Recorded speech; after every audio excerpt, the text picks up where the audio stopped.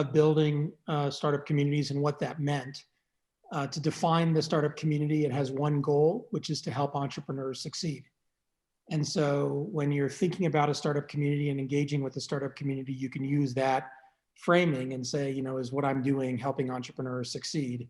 Whether you're a founder, an entrepreneur, or somebody sort of working for a startup, or any of the other actors that participate in both the startup community and then the broader dynamic of the entrepreneurial ecosystem. When I wrote that book, we were, you know, it came out in 2012, so I wrote it in 2010, 2011. We were coming out of the global financial crisis, and there was a assertion being made by many, starting to be being made by many, that the path out of the global financial crisis was entrepreneurship and innovation. And a decade later, we have an incredible global phenomena around entrepreneurship and innovation. But even in 2012, there was still the sense that if you were serious about starting a company, especially a tech company, the only real place to do that was in Silicon Valley. And I didn't agree with that.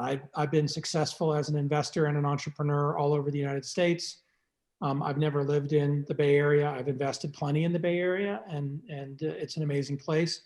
But I believe that you could have entrepreneurial success in any city in the world. And in fact, I really felt strongly that every city in the world should be able to build a vibrant startup community, and needed one as part of the health of that city long term. So that's where the sort of original concept emerged from. And you know, in 2020, with our new book, The Startup Community Way, Ian and I have not written a redo of that first book, but really a sequel that extends it, creates a construct around the idea of complex systems and complexity theory to describe the evolution of startup communities, and to try to help give people new language for how to work across boundaries, especially the way you just described it, with all the participants in the entrepreneurial ecosystem.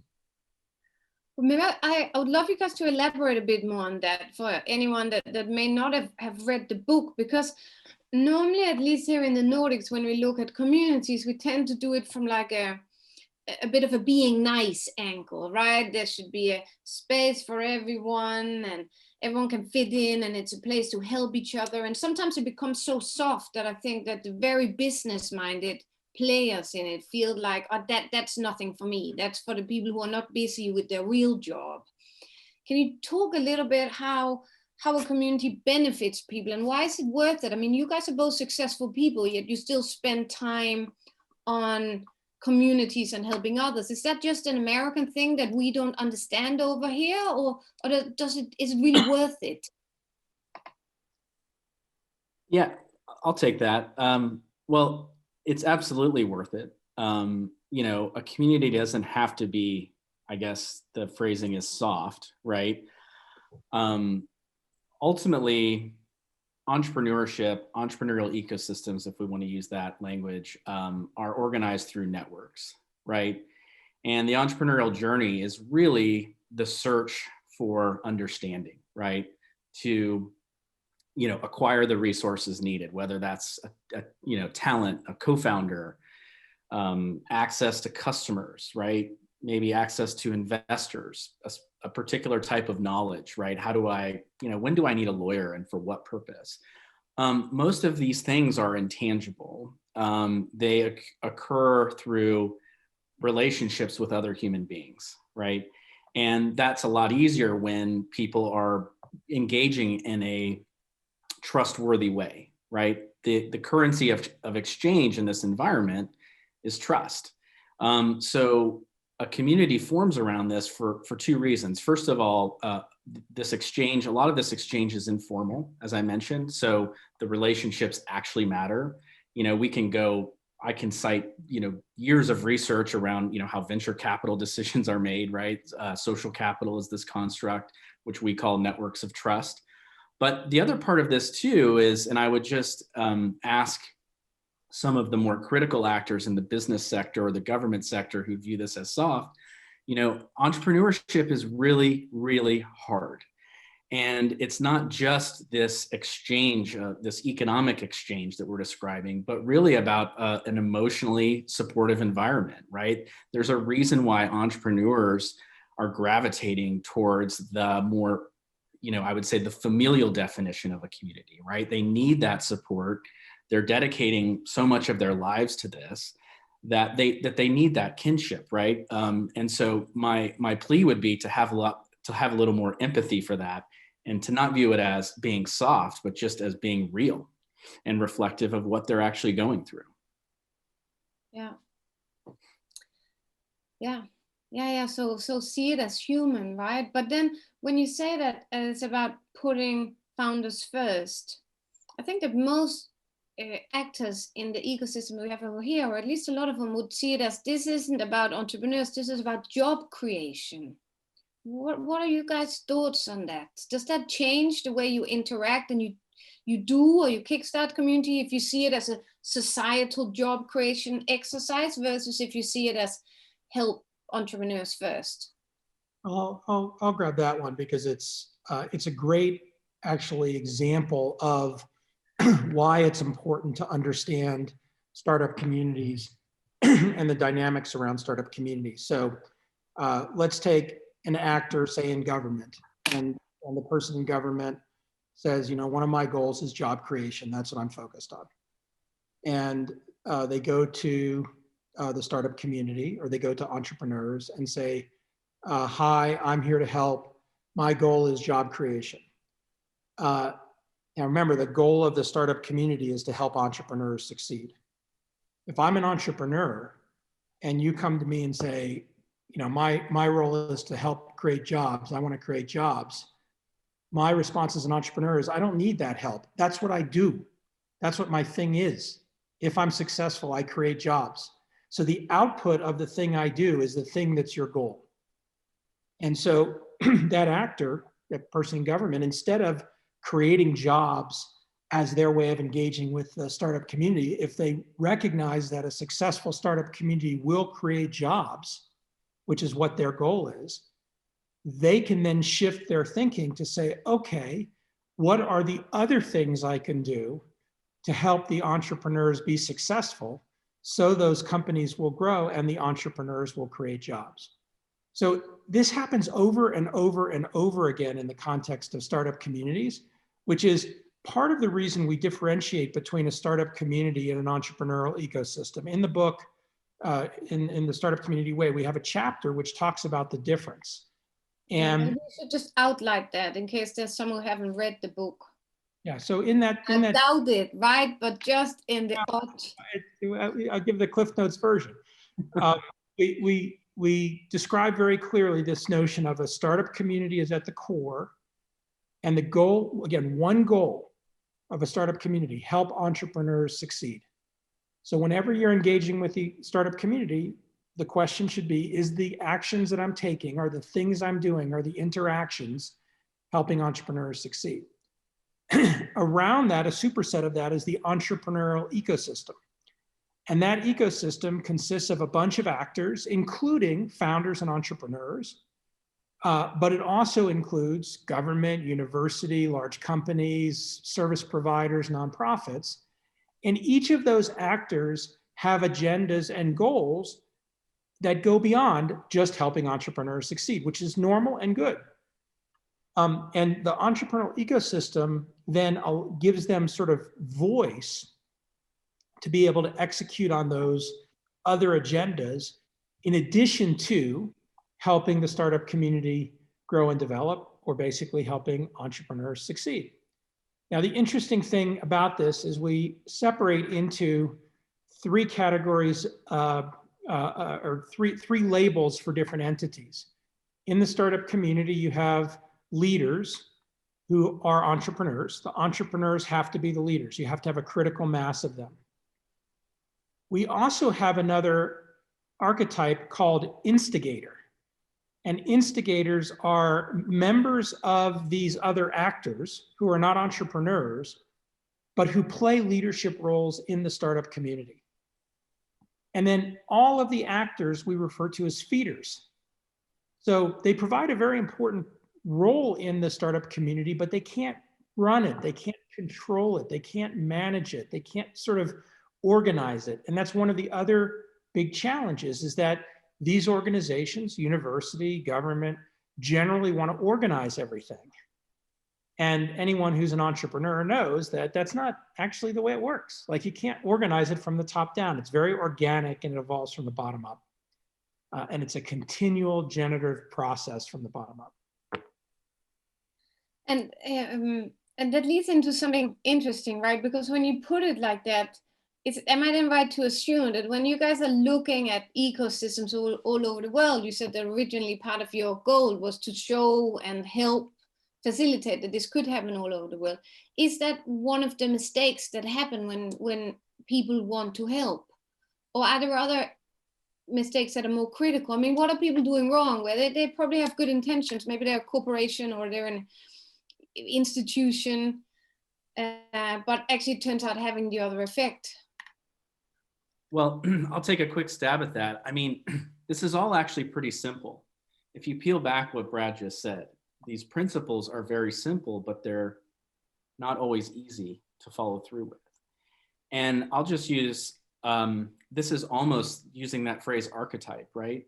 I see this happen in community after community after community all over the world. We have this saying, same problem, different weather, which is actors want to engage, they want to be helpful, they're applying their frameworks, right? Their mental frameworks. They're thinking of the tools that their organization can bring, whether it's, a corporation, a government, and so on. And they're looking to do something new, right? Rather than engaging with the entrepreneurs, asking them what they actually need, spending enough time to actually see what's needed. Think about how what they have in their toolkit can actually be applied to improving the conditions for entrepreneurs. But this happens so many times. I mean, I can recall in one community, I won't say where they went through the trouble of building an entire innovation center, right? A co-working space, labs, all of this. And I asked a very simple question, which was, well, what did the entrepreneurs think of this? And they looked around the room at each other like we had not even considered whether we should ask entrepreneurs if we should build this thing. And it was stunning. And so just simply spending time with the entrepreneurial community to engage with them, to understand what it is that you can do to help. And it might be very simple. It might just be your time. It might be connecting one of them to your neighbor, right? Who, has the, is the partnerships manager for a corporation that can really propel that business forward. So it's a bunch of these things, but developing a deeper understanding is at the core of this. Yeah, and stepping out of your own shoes, I guess, and trying to have the humility to see it from the entrepreneurs or someone else's perspective, right? Although, of course, you have your own agenda and your own KPIs, but try to set those aside a little bit. I'd also add one quick thing to that before we go on, which is, my guess is most of the entrepreneurs listening to this are very familiar with the lean startup and the methodology from Eric Ries and originally from Steve Blank in terms of customer-driven development. And I'll just reinforce it. That's what Ian's describing. Like, understanding what the startup community needs, get out of the building, go talk to entrepreneurs, go engage with them, go live in their world, and understand what is needed to be helpful versus come up with in your own mind and deploy lots of time, money, and resources. If you're not the entrepreneurs, time, money, and resources against what you think versus going to the entrepreneurs and saying, how can I help? What do you actually need? Doing the same thing that entrepreneurs do when they're building their business, which is they go to their customers and they say, I have a hypothesis. This is my hypothesis. What's your reaction to the hypothesis? And get a reaction like, okay, well, I was wrong about this, that, and this. And so then you adjust your product and you continue to move forward. Yeah. Okay. And with what, I'll just say one more thing on that quickly. Mm-hmm. With what Brad's describing, this is why we have a clear distinction between people and organizations in the startup community and the entrepreneurial ecosystem. It's easier for people to engage this way as an individual. It's much harder for those organizations to engage in this way. And that's why we separate these things out. It's a very important distinction. Okay. So one of the things that I'm really excited about having you guys on this panel is that, of course, I, as an ecosystem or a community builder, I want to pick your brains, right? Because you're sitting here and watching all of these cities all over the world, and I'm spending most of my time here in Denmark and in Copenhagen. And I want to learn from some of the people who are much better than me, and some of the community steps are much further than ours. So we're at the point now where during the last 10 years, we managed to build trust amongst the original group, spread that, make it much more of a popular career way, of a choice. We have to, entrepreneurship hasn't been so huge here traditionally. And now I would say we've managed to get fairly successful, right? From being 10 people at a Friday bar in the startup community in the beginning and 10 years ago, now there's thousands of people. We're now at a point where no single individual can know everyone. So we have several centers of gravity or centers of engagement, both in terms of humans and in terms of physical locations. And we're starting to see the development of verticals, of course, because it's getting so big. So people, the fintech industry and the different kind of industries. Is that, I want to talk to you a little bit about and hear your perception on this fragmentation, right? I assume that it's a natural thing that the startup community will get fragmented as it gets bigger, because no human can keep so many connections. But what is the way to move forward with this? I mean, should we work to keep all of those verticals connected, or should they get big enough to have their own life? Ian, why don't you take that one on? Okay. I think, well, first of all, congratulations. That the things you described are exactly the types of things that would make me excited about the community in Copenhagen. So I'll take, one stab at this, which is, we use this framework of complex adaptive systems. We described kind of the science behind these emergent systems, which you just described. I won't go into that. They're developing organically, right, from the bottom up, sort of like, well, not sort of, exactly like the conference we're all attending right now. I love the origin story of this. I would just say one thing. I don't think that you need to necessarily engineer a better integration. I think fragmentation is a good thing, but I would just encourage people who are participating in those communities to emphasize being inclusive in nature. And that means also including people from these disparate domains, right? This fragmentation that's occurring.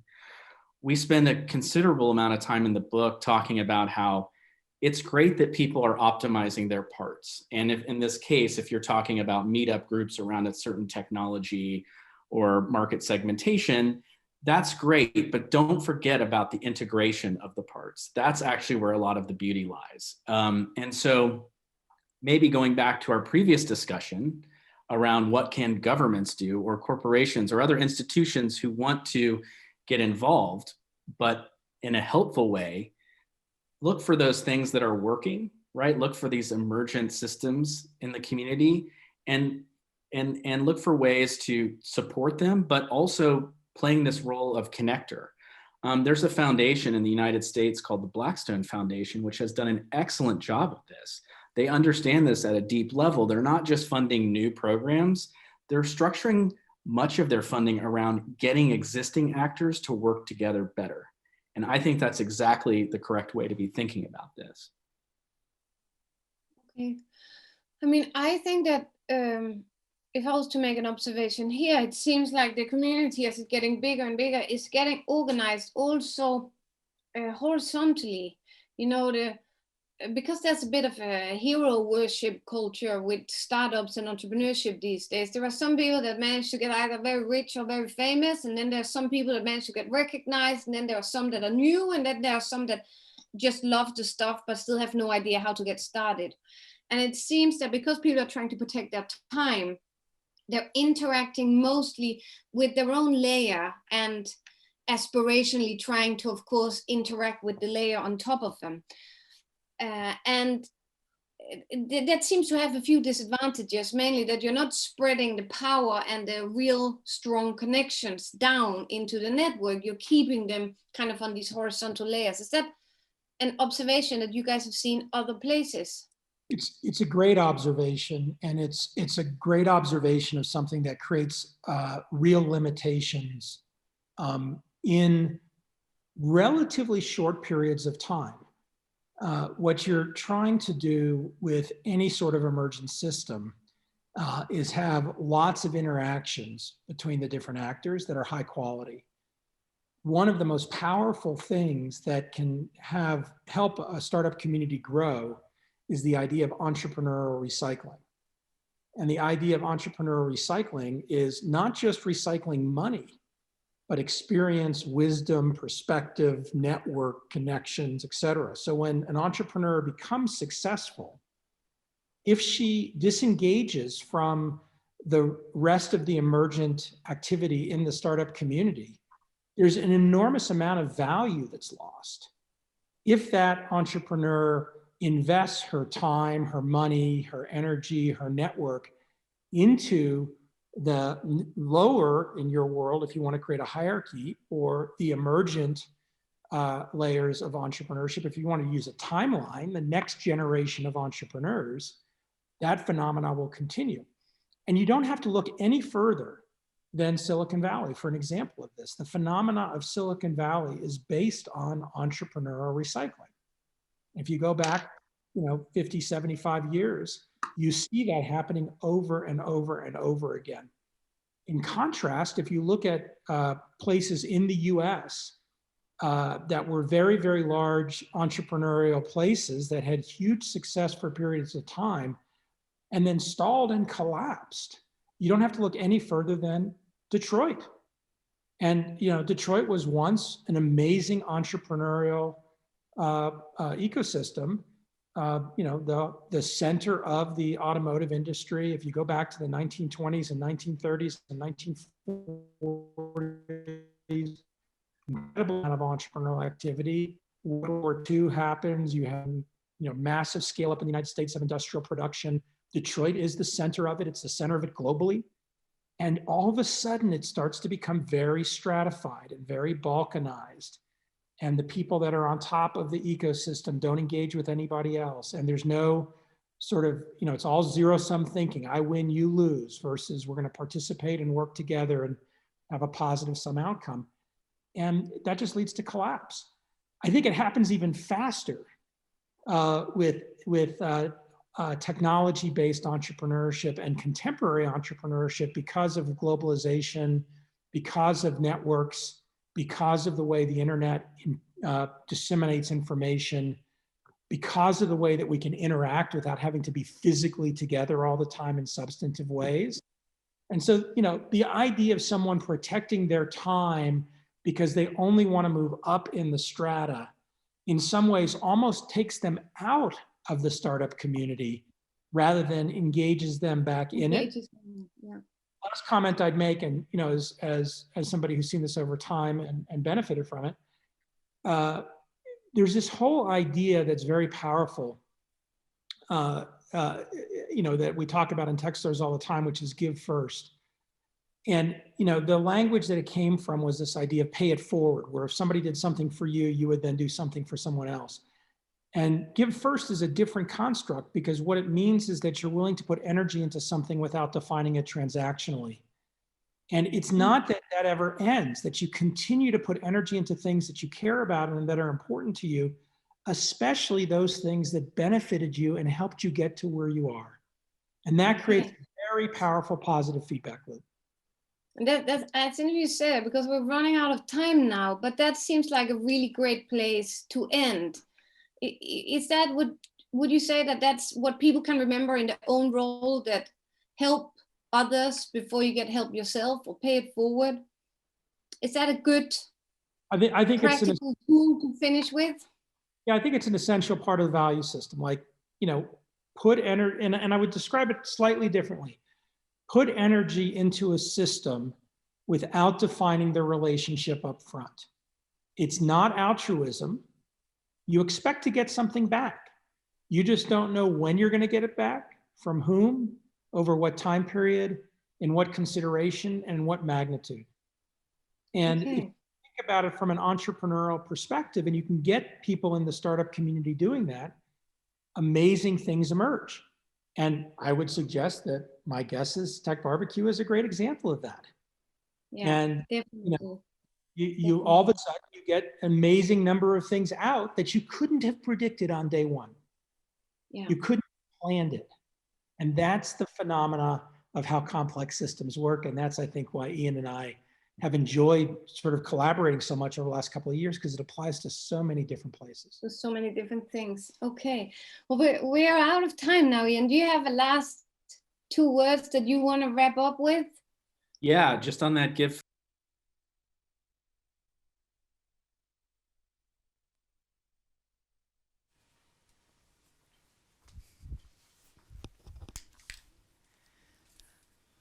We actually have time for several questions. 10 minutes. Mm-hmm.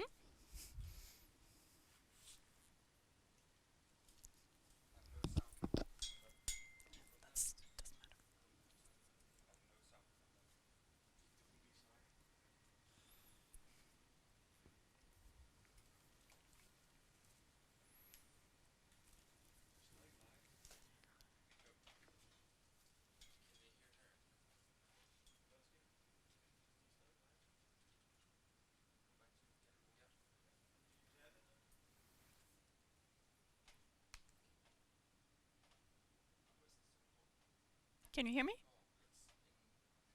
Tine? That are complaining about sound issues. Sound issues. You have How about if we could? You have until Yeah. 3:45. 43, sorry. 3:45. Okay, perfect. 43. But 43. if you look at the time issues, then we will talk. How about that? There you go. Or sound issues. Yeah, they can hear me now. Sorry guys for interrupting. There's coming all these questions or objections in. Okay, so can you hear me now? Thumbs up from the audience. Can someone from the audience comment whether they can also hear Brad? I can see you can hear we're me. good. Tina? Yeah, Yep, they I can hear hear you. Okay, so let's go Okay. into this again, Brad, the recycling. So the question that you asked, I said absolutely double underscore. That's entrepreneurial recycling applies across everything. So, and I was going to give an example from Boulder. We're a 100,000 person town, so we're a relatively small town. We had an enormous amount of activity in the startup community, lots of entrepreneurial energy. When that first book came out in 2012, I used Boulder as an example of a vibrant startup community to try to inspire people around the world that, you know, you could be 100,000 people and you could build a really vibrant startup community. Out of that, a lot of people would say, that's cute, Boulder's cute, it's a nice story, but Boulder's just not big enough for there to be really big exits and build really big companies and this, that, and the other. And in a 1-year period, 2013 to 2014, we had 3 companies have substantial exits. One was a company called Rally Software that went public and then subsequently got bought by a company called CA. Another was a company called Zayo that went public and just recently went private at a $14 billion valuation. And the third was a company called Datalogics that got bought by Oracle for a little bit over $1 billion, when a $1 billion acquisition was huge news. And all of a sudden, nobody said Boulder's cute anymore. All of a sudden, everybody's like, whoa, there's something going on there that's really interesting. And you had this, what we call in complex systems, phase transformation or a phase shift. Everything's a certain way until one day it's not, and it's something different. It's not this linear thing. It's not, it just all of a sudden, like, boom, different. The interesting thing about that is not just it wasn't just that the entrepreneurs who became incredibly successful and wealthy and had the experience, but their management teams became wealthy and had incredible success and experience scaling companies. And the employees saw their stock options all of a sudden be worth a lot of money and said, oh, this is interesting. I get it. I can make a lot of money being in a startup if the startup's successful. And all of those teams had the experience of learning how to scale. And all of those employees at those companies now had different experiences, whether it was the companies going public or the large acquisition. That then recycled into the next generation of companies. And today in 2020, there's a huge number of companies in the Boulder, Denver area that have many of those employees in all kinds of roles in the company, including in senior leadership roles. And there's an understanding across all of the other participants in the community, in university and government, et cetera, about sort of the dynamics of how this works because of that entrepreneurial recycling. That's fascinating. So Boulder is an example to follow, right? Do you have any cities specifically that a city like Copenhagen should look to? Like, I guess there must be like a ladder here of how far the different ecosystems have come. And are there any cities aside from Boulder? And one example that often gets brought up here is Tel Aviv, right? Are there any cities where you think, you guys should look into these and see what they did, because they're just a few steps ahead of where we're at? Yeah, so I think I want to answer this in a slightly different way, which is building on this thing that Brad was saying around entrepreneurial recycling. These are examples, right? These are cities to learn from. So the first thing is to say, by the way, going back all the way to Silicon Valley, yes, there were a bunch of different factors, right? There was the wartime spending, Fred Terman, what he was doing at Stanford, some initial successes in electronics manufacturing back in the 1920s. But what people maybe forget is that Fairchild Semiconductor spun off something like 30 firms in its first 12 years. These were not the founders, right? These were employees. That's a remarkably under-recognized factor in the acceleration of Silicon Valley. Secondly, I'll use an example that's actually detailed in our book from an unlikely place called Indianapolis. It's in the American Midwest, the manufacturing belt.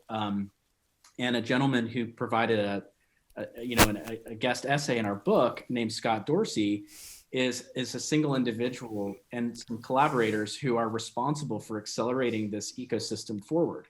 When they founded Exact Target in 2000, I think, I believe that there were about 1 or 2 venture financings in that community at the time, basically non-existent. A very unlikely place to launch a digital marketing company. In 2013, it was acquired by Salesforce for $2.5 billion. A couple of important lessons from this. First of all, Scott and his co-founders and early employees were committed to building a community while building the firm. Secondly, after the success, they recycled it back into the community by forming High Alpha, which is a venture fund in studio. Not just, going off into retirement, whatever, but actually investing in many, many companies with the ambition of making Indianapolis the place to be for SaaS companies. Secondly, I'll use a different example from Chicago in a different way. A mutual friend of Brad and mine, Troy Hennekoff, was telling me about, there was a group of entrepreneurs who had achieved some success. They were trying to figure out how they could, invest back in the community. They formed I would call it like a turbocharged angel group with a focus on successful entrepreneurs and operators committed to Chicago being a lasting ecosystem. They pulled their resources together, built a community around that, and became actually today's investor class in Chicago. And one of the things Troy told me, he said, one of the concerns I have, or one of the things to watch for, is are the next generation of entrepreneurs going to fill that void? Are they going to come together and then be the investor class for the next set of entrepreneurs? So answering it in a different way, but emphasizing there are examples of these, there are tangible examples around the world of these concepts we're talking about, which can help propel the ecosystem forward. And is that what we want, Ian? Do we want the successful ones to become investors, or do we want them to go back and start new companies? I mean, is their experience always best utilized in distributing their talent and therefore also sometimes a little bit of knowledge to a lot of people? Or is it better that some of them also go back and build new large companies? Both. You guys have any thoughts on that? Yeah, both. It's Both. Either or. And, as entrepreneurs go create their next companies, they often, after they've generated some wealth, become angel investors as well. So I think this is one of the things that's important to talk about in the context of the phrase we use, positive sum thinking, over and over again. Limiting it to, A or B in the context of the startup community, where you have to really do one or the other across many dimensions, it's not necessary. Like, this is entrepreneurship. You're unconstrained. And, when I think about entrepreneurs and I think about the entrepreneurs I work with and that I know, they try lots of different things, and some things work and some things don't work, but they keep trying things. And as an individual, following what is interesting to you and important to you and what you want to do and what you're obsessed about as an entrepreneur is much more powerful than doing what you think you should do. Yeah. Well, sometimes I feel like the people are trying to respond to what they think the world would like of them, right? Or what the world values the most. And it seems that sometimes, or at least sometimes in some of these European cultures and startups, the investors have become almost more superstars than the entrepreneurs, meaning that it's much more attractive and powerful to be the one with the money than the one building the new companies, which kind of skews the balance a little bit towards that's where you want to go. Do you have any comments on that? Yeah, I believe, look, in my experience in Europe, investors are less likely to be entrepreneurs or experienced operators in Europe vis-a-vis the United States, right? One of the things we talk about in the book is about these power asymmetries, right? And so, of course, there's a power dynamic between investors who have a scarce resource and the entrepreneurs who are after that. And, the only thing to say around that is, in our world, the entrepreneurs are the superstars. It's understandable how that dynamic becomes flipped. But I don't think that's a unique thing to Europe. I do think that's a thing in the United States, but a lot of the investors who have been lionized have had entrepreneurial success before. And so maybe that's part of that dynamic. But my plea would be for those investors to make it, it's really about the entrepreneurs, right? And a healthy ecosystem is one where investors don't capitalize on that power asymmetry, that they apply a positive sum game here, which is that if the entrepreneurs are successful, so are we. And that makes everyone better off. Okay. So that it comes really down to people's self-discipline, right? Or self-perceptions, or being above, going for the easy power and the easy fame. Is that what you're saying a little bit? Also in help people downwards? And does this really have to do with the individual? Is this about a personal philosophy just as much as about a community system? Yeah, well, a community's dynamics are reflected, heavily influenced by the people who have power, right? Who have influence. We see that over and over again, which is why we emphasize things like it's important for the leaders of the community to be entrepreneurs, right? It's why we emphasize leadership entirely. I don't want to get into a political discussion, but Brad and I are both Americans, and it's very clear what can happen when the leaders of a community. Can I see myself on that screen? And so the leaders really set the tone. And it's important who those leaders are and how they behave. Yeah. And now I think we're running out of time again. So let's talk about this leadership, like how can people find their best, how do you channel your best inner leader? Like, do you guys just want to, we just have a few minutes, just like a minute each or so, like say, how do you try to be the best that you can for your community? I'll let Brad finish. I don't think that there's it's a personal answer. I don't think that there's a generic answer. And from my perspective, I think, Jerry Colonna, who was on, we're out of time. Be the best you can be. Yeah. Awesome. Okay. Well, I think that's pay it forward, entrepreneurs first, and be the best you can be. Should we wrap it at that? Yep. Thank you. Thank you so much, guys, for joining in.